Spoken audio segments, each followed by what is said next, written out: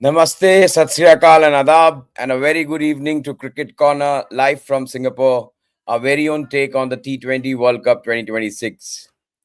If you guys must be wondering in the videos that we just saw, who was the guy who was blowing the trumpet when India won? Yes, it was me. Yesterday, we witnessed history being made. We witnessed history being defeated, history being repeated.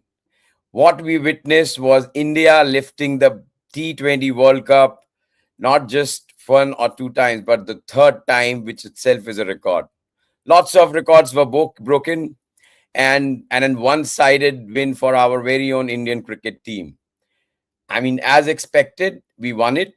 The pitch, the conditions, the form, the stats, all kept aside. India won it, not the players, not the superstars. It's the process and the infrastructure of Indian cricket and the hard work of all support staffs and the BCCI that came into the foray. कल तक India की Jersey पे 2 star थे और हम लोग बात भी कर रहे थे और आज 3 है. So it's a great day. Everybody is drained out with emotions. Everybody is tired with the celebrations that we all encountered yesterday. But before we start our special episode to review the entire World Cup and especially the finals yesterday, I would welcome our esteemed panel of Santosh and Neil to today's episode.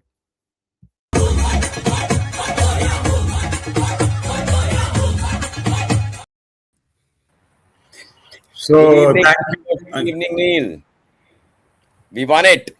How are We you? won it, and you called it out. You need to become a fortune teller or Kenny Rogers with that trumpet. Don't blow your own trumpet, though. Okay. Sorry, we interrupted Santosh. Santosh, please. No, I was just about to say about that video we just saw, the four of us. Not only Jitesh, we already knew that India is going to win. And there you see Antara and Renuka. We already celebrated at the East Coast Park. The video that you saw, the four of us dancing, we already knew that India is going to win. So I was just coming to that video and also to Jitesh. Jitesh has been saying from the very beginning that all India needs to do is turn up for the match and they will win. He's been saying final and the cup and all that. So indeed it happened, but on a very serious note, I think the final was totally one-sided. What we expected from New Zealand, but giving a tough fight didn't really happen. I think it was New Zealand got the tactics wrong from the very beginning. So it was like 8 runs conceded of the first 2 overs, and then the next 4 overs, India slammed 80 runs. And that was where the match was almost over. And India just ran away with that. Couldn't quite understand the tactics that New Zealand employed. We all knew that Abhishek Sharma was struggling against off spin, but they dropped Cole McConchie. I don't know why. And then Glenn Phillips was just given 1 over. And then it was just rotation and this the medium pace that New Zealand employed was cannon fodder for the Indian batters. I think that's where the game just slipped away from New Zealand, and it was totally one-sided after that. Yep. Neil, so how's your emotions? Oh, well, overwhelmed and tired. I've been traveling. So I actually, unlike all of you guys, didn't see, I just got glimpses of the match as I accessed 2 different airports. So the rest of it was internet-based, but joyous nonetheless. It doesn't matter how you access the good news. It was good news all around, right from the get-go. Santosh has already said 92 runs in the power play. I mean, that's just marvelous. And it set the pace. And after that, unless we snatched defeat from the jaws of victory, which we've been known to do in the past, but that India no longer exists.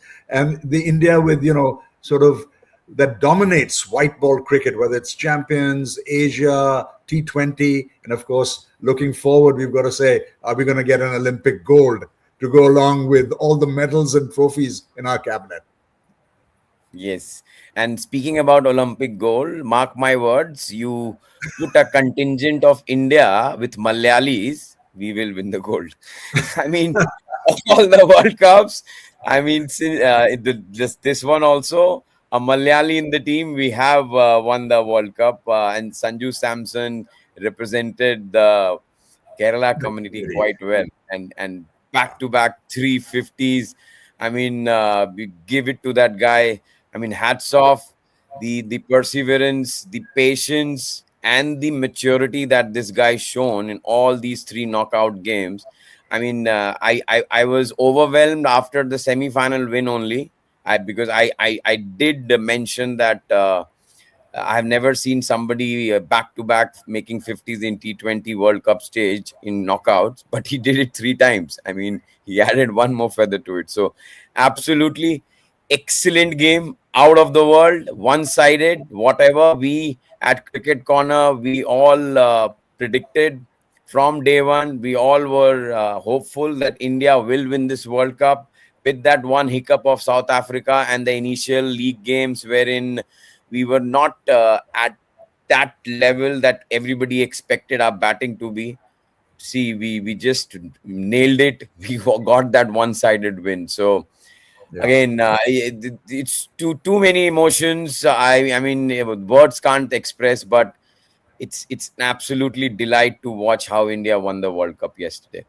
So Yeah. moving on, before we look at some of the viewers' questions or comments and everything, um, because we have been predicting a lot, right? So today is the time we are doing the analysis and review of the entire World Cup, and especially the final. So before we go into the entire campaign, I'll put both of you again on spot. So Santosh and Neil, if you have to pick one moment from yesterday's game and one player, irrespective of the team, who will you pick and why? Santosh, we'll I start think with you. Yeah. okay. Go ahead. Yeah, Jitesh, before that, it's absolute wonderful feeling for me. You spoke about Malayali, and Sanju Samson is from my same place, Trivandrum. He stays about 10 kilometers from my house there.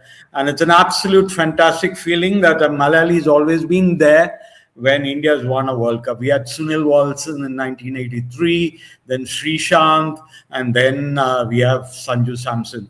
And talking about the crucial, the player who made the difference, Sanju, as we know, up and down for him in international cricket, in the team, then out of it. And he said he was shattered after he couldn't find a proper place after the New Zealand series earlier, part of this year. And then you see amazing three innings from him when he was back. And for me, he was like amazing for India. Fantastic innings. A lot of it, the Indian batting totally changed after he started clicking. There's a lot of confidence in the team. Just not Sanju himself performing. The entire batting lineup just lifted itself. A little bit worry I had about the bowling, but in the end, the batting was supreme. And a lot of the credit should go to Sanju. And I feel immensely happy that a fellow Malayali again was there in the scene to lift India to the trophy. Neil? Yeah, I just want to say that in all of this, we are perhaps being slightly unfair to Varun Chakravarti, who can also claim Malayali descent. By the way, his father is half Malayali and he grew up in Kerala. So I think we'll all agree that we give him honorary, if not full Malayali status. So we've got two in there. Santosh, we need to have more. Absolutely agree. But more seriously, I thought we did make a reference to South Africa being a one off. Yes, it was a one off in the overall scheme of things. Look at our campaign, a month long campaign, just one loss. But I think that for me was the turning point. It was that jolt. So if there was one turning point we needed that jolt. And look at how the performance before and after. Yes, we were faltering, okay? There were some sketchy wins. But after that jolt, it was India all the way. So for me, that was the turning point. Absolutely, both of you rightly mentioned.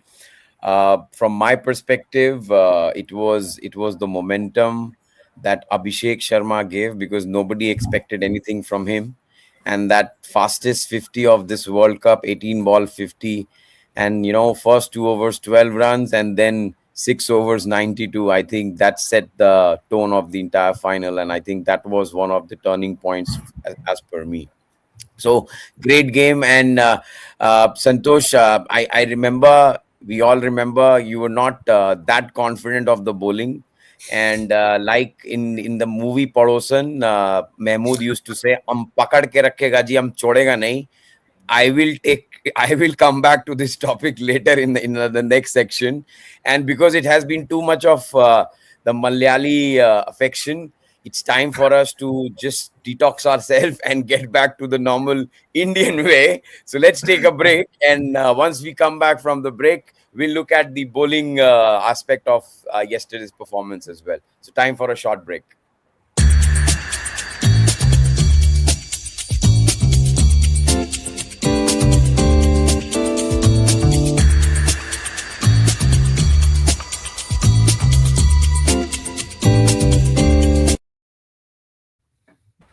Welcome back to the Cricket Corner. We are celebrating yesterday's India's big final win in the T20 World Cup. And before we went on the break, we were discussing about the batting, of how India batters came into the form. Let's dwell upon the bowling aspect of it as well. So we'll start with you, Neil, this time. What do you think about the bowling aspect for both India and New Zealand as per the final yesterday? Yeah, so speaking for India, I think we'll run out of all the accolades. All the cricket pundits, both present and past, have spoken about Bumrah. Even our Pakistani cricketers from across the border have had to praise him. I mean, so 4 wickets for 15 runs. I think Harsha Bhogle summarized it beautifully by saying, in T20, other teams have actually got 16 overs, so it's an unfair advantage. So Bumrah has that kind of domination over batters from all teams. Now we can talk about Akshar Patel. He always delivers. He's one of those quiet, unassuming. He doesn't make a lot of noise, doesn't blow his trumpet, Jitesh. But he takes 3 wickets, 4 wickets, 2 wickets. He always delivers. So I thought that combination of and the others chipped in as well. So India was well looked after in the bowling department. We already made a reference to what didn't work. For me, perhaps, Percy speaking, I only saw excerpts of it, and love to get your comments, both you gentlemen. But Duffy coming into a final, yes, of course, he does, his track record speaks for itself. But to bring him in, in a final tournament, not having played any of the other games, I think, bit of a question mark in my mind. And then Glenn Phillips, he'd been doing so well in all departments. To give Glenn just the over, as Santosh has already referenced, was, I think, a travesty. For once, Rachin didn't really deliver. So, Santosh? Yeah, for me, I think India had a good non-playing captain. Surya, except for the first match, didn't really shine with the bat, but he came through well as a captain, and that was crucial. He made a change, brought in Akshar Patel when he knew the initial Hardik and Ashdeep were not really on target, and that was the crucial difference. Made the difference, though 2 catches were dropped. The New Zealand batters really didn't get going, and once Bumrah was into the bowling attack, there was no way New Zealand could come back into this match. And some of the weaknesses in the Indian bowling attack was covered up by that. And again, I thought Varun didn't bowl that well, but India were quite safe by that time. And coming again to the New Zealand bowling, I was really surprised by the way they approached this match. This rotation thing is not going to help for them. And they went in with Duffy, as Neil was alluding to. And this medium pace bowling against batters like Sanju, Ishan, and Abhishek was really not going to work. And India just slight wobble in the batting a little bit. Surya Kumar and Hardik got out. Couldn't do much, but then in the end, Shivam Dubey was there. And I was always thinking 220 plus, but They took it up to 255 in the end, despite that wobble. And New Zealand got their tactics totally wrong. And it was actually a very modest bowling attack they had, and it was weakened by some bad captaincy. That's what I would put it to. Yep. Jitesh. For me, it was the great saying, Vinash Kale Viparit Buddhi. You win the toss, big final, you choose to field. I mean, the moment India got the batting after New Zealand won the toss, I did call out that it is a 250 plus target that they're going to chase. And that's exactly what happened because, I mean, they totally misread the pitch. They totally misread the, conditions. uh, Narendra Modi Stadium, the biggest stadium of cricket in the world. You have so many supporters. I mean, that the pressure is on India because you have to perform at home, crowds. You need to put the score on the board. But I think they got carried away by the semi-final thumping that they gave to England and all those stuff. And none of their bowlers delivered. I think Indian batters they took charge for every bowler who came to a pole from there. And that's why I mentioned Abhishek Sharma now, who was really the one that set the tone. So, any which ways, that's how New Zealand planned it. Sometimes the plan works, sometimes the plan doesn't work, and they ended up in the losing side. But we all know New Zealand performance in World Cups has been very strong, and defeating them one sided is a great achievement for India. Now we talked about the final, but both of you gentlemen, I also want to take the opportunity today to review the entire campaign, the World Cups. I mean, what are the if I talk to you individually, what were your highlights of this entire World Cup? Not only for India, but as a whole, all the 20 members who participated. This time we had lots of associate members and all. So, what are the key highlights that you will take with you from this World Cup, and also for our viewers that they will take with them with this World Cup? Santosh. Yeah, for me, it was the big guns were always there, but it was the smaller nations which really came out fighting, and we saw glimpses of the talent in those teams. They couldn't make it to the semi-finals, but Afghanistan, I thought, were very unfortunate to be playing in a very strong group. They did their best against South Africa. They were superb, but unfortunately lost. Then teams like Italy, Nepal, all of them showed they have the talent. So opportunity for them on this big stage, and they showed that even Zimbabwe for that matter, coming back onto the big scene, they played really good, attractive cricket. And West Indies, as we all know, can do wonders in the T20 format. But again, exciting cricket from them. So that is what really caught my eye. There's a lot of talent and teams out there who can come up through in the higher stage of the sport. Neil? Yeah, thanks. Listening to a lot of commentaries by some of the cricket experts, there is this thought, and I'd love to hear your views as well. That is this once every 2 year format or biennial format for T20 too much? Are we playing too much T20 to the detriment of the other formats? Of course, white ball cricket is here to stay. All the advertising, all the promotions, all the promoters, all the countries, in fact, all the cricket boards are definitely very strongly behind white ball cricket and T20 in particular. But it does there is that unanswered question: is once every 2 years too much, or is it just right? And then the other thing is bringing in new playing nations. I think is absolutely fantastic. And look at how well the US has done against India and Pakistan. It's a different matter that the team comprises Indians and Pakistanis, so they bring out their best when they're playing against the mothership. But other than the US, Ireland's been knocking on the door. Afghanistan, a disappointment. Santosh, you've already said that. One thing we should all ponder over is, what is Australia going to do? Yes, this was a shock knockout for them, not being in the Super 8 stage even.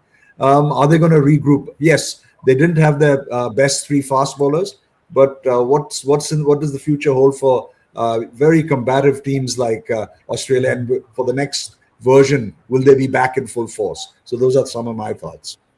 Yeah, yeah, absolutely. You rightly mentioned, and specifically for Australia, my view is I think their focus is always on red ball and ODI is the longer format. I think that's how, as a nation, their focus is, and this is my take. And for T20, I mean, whatever skills, whatever players pool that they have, they tried their best and they sent the best squad, but still it was not as per the levels that other teams are. And coming back to the topic that we were discussing, for me the two highlights for this World Cup was, one, the associate nations who played this World Cup. I mean, I saw a paradigm shift. Now the associate nations are not scared of big teams. They are not scared to put their foot forward against these big bowlers like Bumrahs, like Marco Janssens, like Matt Henry. You see, every associate nation batters, they gave the run for their money. They all fought till the last over.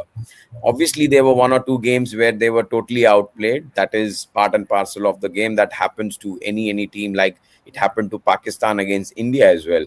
So nothing to take away from that. But I am really happy to see the growth of cricket, which is getting at this level with other nations, small nations, and upcoming nations who are promoting cricket. So that's good for cricket and for our love of cricket. And in a married life, husband हमेशा बोलता है ना अपनी wife से, किसी के लिए कितना भी कुछ कर लो साला कम पड़ ही जाता है. तो T20 cricket is like that.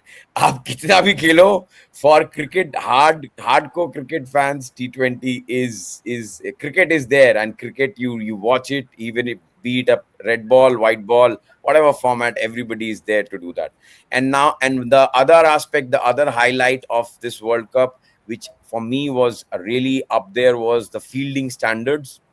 Outstanding fielding standards that I've seen in this World Cup. Yes, there were lots of catches dropped. The efficiency was not good for stronger teams, but the kind of catches that these guys have taken, that Zimbabwe guy, he took two blinders, Akshar Patel catches, Glenn Phillip, all of these. Yesterday also, Rachid Ravindra catch, and all of these catches, not only for final and the knockouts, but starting from day one, was exceptional, and it will always, help for the overall brand of cricket. So great.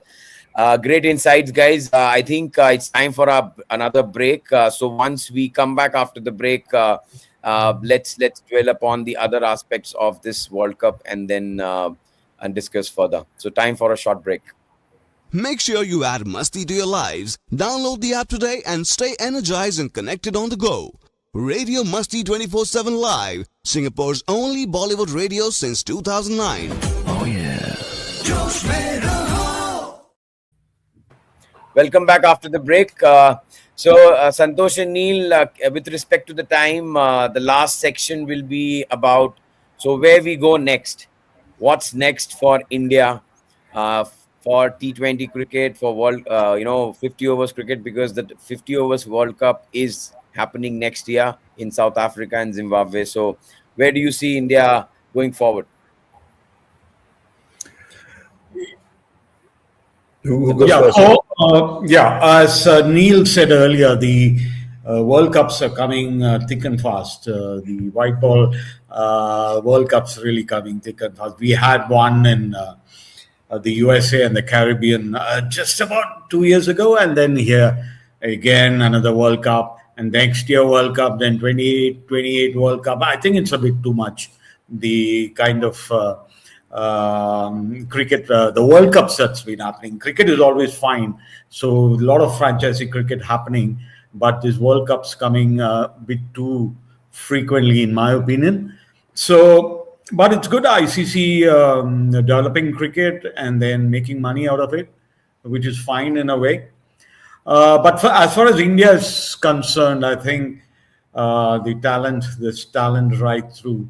And as we saw in the Ranji Trophy this year, Jammu and Kashmir winning the Ranji Trophy for the first time, and then you find a bowler like Akib, who's now knocking on the doors of Test cricket.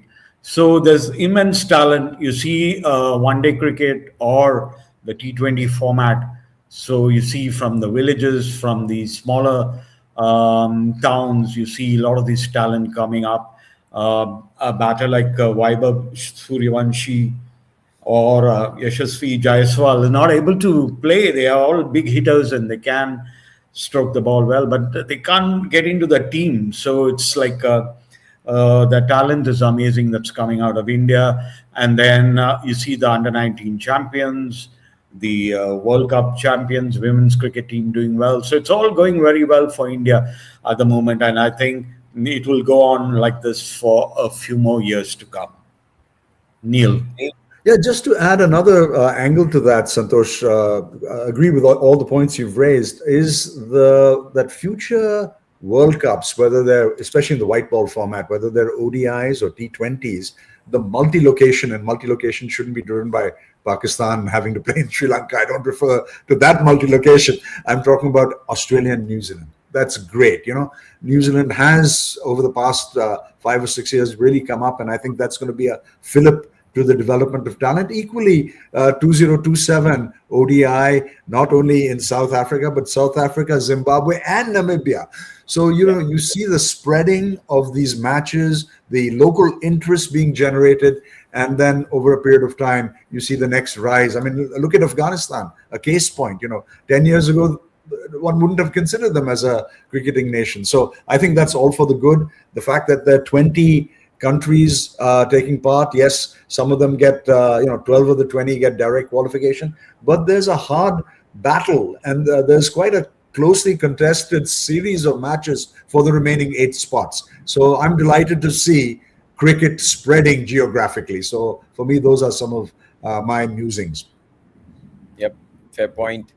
From my aspect, I totally agree. Too many World Cups going on, too many tournaments, but the bottom line is, if you think about it, if you're promoting a sport, irrespective whether it is cricket, football, or any other sport in the world, what it does, it inspires the nation. And it not only inspires the nation, it inspires the grassroots level and the young generation to take that sport. So if you have this much of audience, this much of excitement built with these big world events, you have more and more fresh talent coming up. The kids will get more into this sport that we all love, and that's the reason we 3 years sit over here also to do this cricket corner. And that's why I think the future is good. India, after that loss in the final of 2023 Cricket World Cup, are on a mission. They have not lost any other ICC tournament, be it Asia Cup, also ACC tournament, anything that they are playing which is not a bilateral series. I mean, they are also winning that, but I'll not go to the test and the ODIs. That's something debatable.